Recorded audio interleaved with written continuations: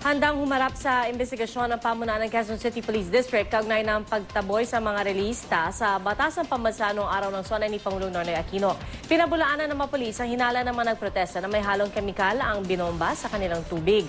Balita hatid ni Ivan Mayrina.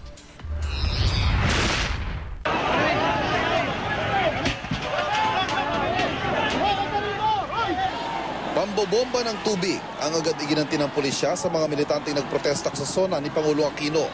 Pero tila hindi ordinaryong tubig ay binuga, tulad ng makikita sa litratong ito.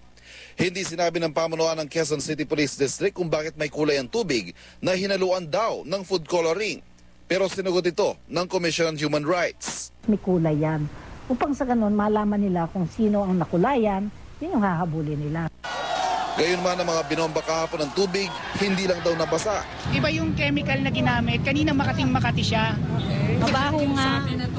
Oo, parang may chemical siya. Tinanong ito ni CHR Chair Eta Rosales sa mga taga-komisyon na nasa protesta rin. Nabasa silang lahat, nabasa yung mga CHR. Kinatiba kayo dahil sa may chemicals ba yung laman? Wala naman kanilang ganun. Pero maliban sa food coloring, wala raw mapanganib na chemical sa tubig. Pero hindi kumbinsido mga militante. Ipasusuri raw nila ang sample ng tubig na ibinuga sa kanila. Handa raw itong imbestigahan ng CHR at makikipagtulungan daw rito ang PNP.